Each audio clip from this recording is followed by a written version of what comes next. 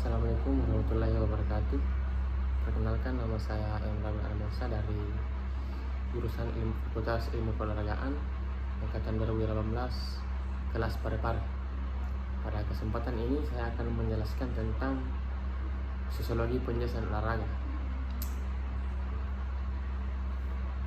Di sini pada sosiologi penjelasan olahraga, yang pertama itu ruang lingkup olahraga. Ruang lingkup olahraga menurut pasal 17 meliputi kegiatan yang pertama itu olahraga pendidikan, olahraga rekreasi, olahraga prestasi. Olahraga pendidikan diselenggarakan sebagai bagian proses pendidikan yang dilaksanakan baik pada jalur pendidikan formal maupun non formal.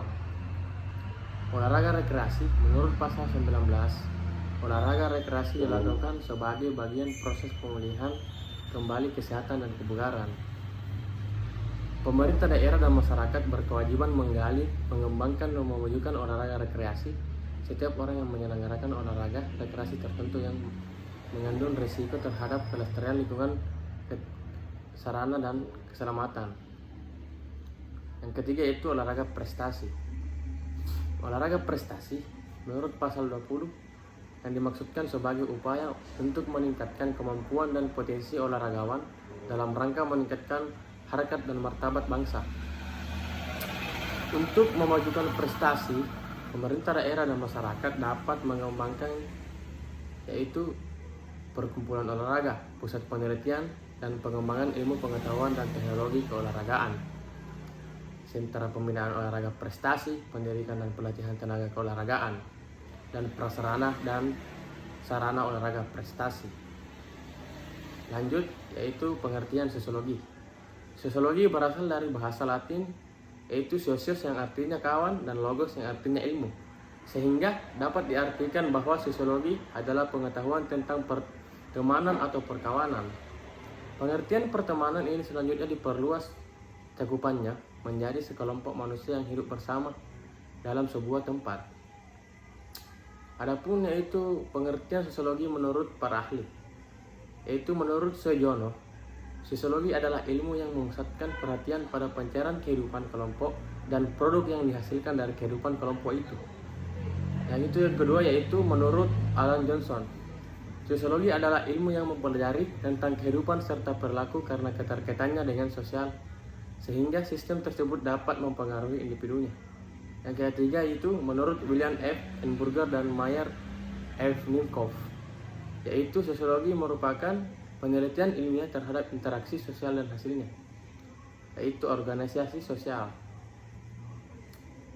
Kita lanjut materi selanjutnya yaitu ruang lingkup sosiologi. Sosiologi mempelajari struktur sosial yang meliputi perubahan sosial. Ruang lingkup sosiologi lebih luas dari kebanyakan ilmu sosial lainnya karena mencakup hubungan individu dengan individu, individu dengan kelompok dengan kelompok di dalam suatu masyarakat. Karena dalam penelitian sosiologi merupakan penggabungan data dari berbagai ilmu pengetahuan, maka ruang lingkup kajian sosiologi dapat dijadikan menjadi 3 poin, yaitu yang pertama, ekonomi beserta kegiatan usahanya secara prinsipil yang berhubungan dengan produksi, distribusi, dan pemakaian sumber kekayaan alam. Yang kedua yaitu persoalan sejarah, yaitu berhubungan dengan catatan kronologis, contohnya usaha kegiatan manusia beserta prestasi yang tercatat dalam sebagainya. Yang ketiga yaitu manajemen, yaitu pihak-pihak yang membuat kajian berkaitan dengan apa yang dialami warganya. Contoh sosiologi menurut Surjono Sukanto. Sosiologi pendidikan. Sosiologi pendidikan membahas hubungan gejala kemasyarakatan dengan pendidikan. Sosiologi hukum membahas tingkah laku manusia dalam masyarakat kaitannya dengan hukum yang berlaku. Sosiologi politik membahas masyarakat dalam hubungannya dengan politik. Lanjut yaitu posisi olahraga dalam kajian sosiologi. Kajian olahraga terhadap ilmu keolahragaan diawali dengan keterlibatan sosiologi sebagai salah satu ilmu yang digunakan untuk mengkaji fenomena keolahragaan. Dari sisi pelaku dan proses sosial yang terbentuk, semakin memantapkannya keyakinan bahwa olahraga merupakan kegiatan yang kecil dan dilakukan di kehidupan masyarakat. Artinya, fenomena-fenomena olahraga dengan Terdapatnya nilai, norma, peranata, kelompok, lembaga, peranan status dan komunitas. Sosiologi berupaya mempelajari masyarakat dipandang dari aspek hubungan antara individu dan kelompok secara dinamis. Bidang kajian sosiologi dan olahraga. Di sini, bidang kajian sosiologi olahraga sangatlah luas. Mengingat hal itu, para ahli terkait berupaya mencari batasan-batasan bidang kajian yang relevan. Misalnya, Eisenman menyatakan bagian dari teori sosiologi yang dimaksudkan dalam ilmu olahraga meliputi sistem sosial yang bersangkutan dengan garis-garis sosial dalam kehidupan bersama, seperti suatu olahraga yang terbentuk tim dan klub. Masalah figur sosial, seperti figur keolahragaan, pembina, yang berkaitan dengan usia, pendidikan, pengalaman, dan sebagainya. Yang kedua itu Plasner. Plasner dalam studi sosiologi olahraga menekankan pentingnya perhatian yang harus diarahkan pada pengembangan olahraga dan kehidupan dalam industri modern dengan mengkaji teori kompensasi. Yang ketiga itu Phillips dan Magee menulis yaitu buku yang bertulisan yaitu Moment and Sport, yang artinya mengurangi tentang fenomena kewanitaan yang aktif melakukan dipandang dari sudut sosiologi.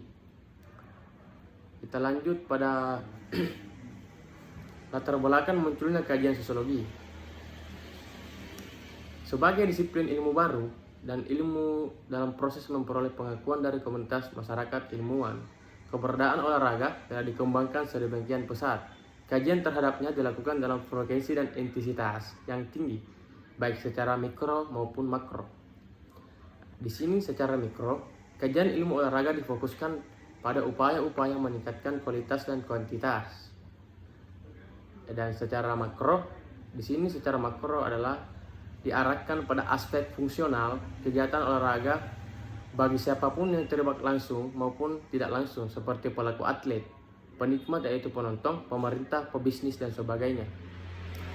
Olahraga yang hampir selalu terbentuk permain sejak dulu, yaitu pada tahun 1873 menurut Spencer menyatakan play as of the accumulation energy is faculties. Dan menurut Gross pada tahun 1898 menyatakan tentang play was role prestige for life. Dan yang ketiga itu McDougall pada tahun 1920 menyatakan play was the primitive expression of instincts. Nah, itulah menurut yang dikaji dalam keberadaan sejak dulu. Kesimpulannya adalah olahraga sebagai suatu aktivitas yang melibatkan banyak pihak telah disikapi secara dinamis dalam pemahaman terhadap yang dianggap aktivitas primitif untuk mempertahankan kehidupan berubah menjadi proses sosial yang menghasilkan karakteristik berlaku dalam bersaing dan bekerja sama membangun suatu tim. Kajian sosiologi yang berkaitan dengan kelompok sosial dapat dikenakan pada olahraga berdasarkan pada beberapa hal, yakni situasi, kondisi, dan struktur. Baiklah, itulah ya materi yang dapat saya bawakan pada kesempatan ini. Kurang lebihnya mohon dimaafkan. Assalamualaikum warahmatullahi wabarakatuh.